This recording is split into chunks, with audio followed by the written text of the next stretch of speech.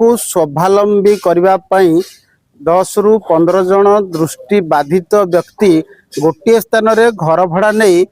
विभिन्न स्थान रे भजन समारोह कार्य नियोजित हो आर्थिक रोजगार करते और निजक प्रतिपोषण करपारती हेले से जिते रामनवमी अवसर में भजन संध्या करने जाते ढेंकानाल जिला भुवन थाना महुलपाल गाँव में रुवा भड़ा घरटी कौन सी कारण पोड़ जाता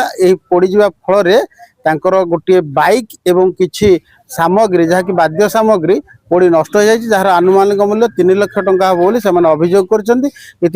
15 दिन बीती जाते भी सरकारी सहाय्य किंबा बेसरकारी साहाय्य मिल नथिबारु सेमाने चिंतार अच्छी किभली भाव में आगामी दिन में पुणी तांकर अनुष्ठान को बजाय रखिबे आसंतु सुनिबा कौन कहउचंती महाराणा रेगेड़ा नड़ियाड़ी आम महुलपाल गोटे घरे जन को कहीकि रहीकि समस्त भजन संध्या करुचु आम 10-15 जन सब दृष्टिहीन लोक भजन समारोह करके चलुचु जे आम प्रोग्राम जाइथिबा समय एप्रिल 1 तारिख दिन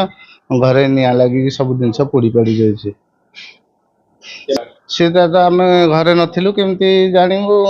से आरआई आसिक इनक्वारी करके रिपोर्ट नहीं जाइछन्ते एत दिन 15 दिन 20 दिन पाखापाखि हो गलानी किसी आम कथा न बुझार आम तहसिल ऑफिस आसचु गत दिन कहते आसिक हेलानी 20 दिन आरआई कहते आमर जो रोचु महलपाल सेठी आम गोटे घरे रोचु से आमर शैल आज्ञा को कहीकि से घरटा आमको से एमती थिला से देथिले तापर आमे ये जो रामनवमी उपलक्षे जाइथिलु गोटे 8-9 दिन आउ तापर एप्रिल 1 रे से फोन कले जेमती संध्या समय रे घरटा केमती निया लागि गला बोली तापर आसिलु देखला बेलको सब जो हमर जति व्यवहारिक जिनस सब पड़ी जाइए गाड़ी गोटे तापर आमर समस्त जी व्यवहारिक जिनस सब बहुत गुड़ाए क्षति हो जाए मैंने कहीं 3-4 लाख टंका खंडे हम गाड़ी गोटे तो निहाती लाख टंका से जो आमर बाइकटा विभिन्न प्रकार सब जिल्लारू आम आसिक रोचु गोटे मिलित गोटे टीम करी भजन संध्या करी आम बंचुचु आम जीवन जीविका आम निर्भर करूँ जो जिनस टी क्षति हो जाए तार केमती रिकवरी हेले आम टे चली पारू जो जिनस जाक सब नष्ट हो तार टे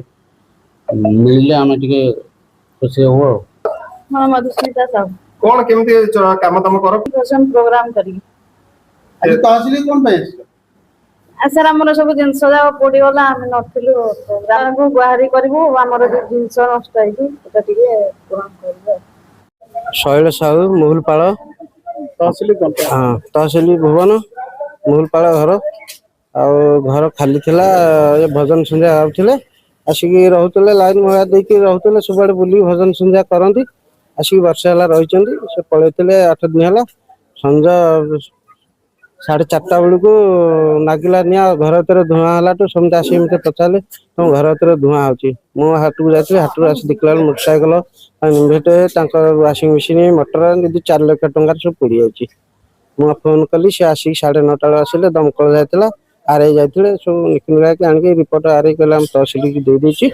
नहीं जाती किसी सरकारी किंबा बेसरकारी साहाय्य मिलछि कि ना किछि मिलनी से सरकार साहाय्य देले टिके भल हुआ।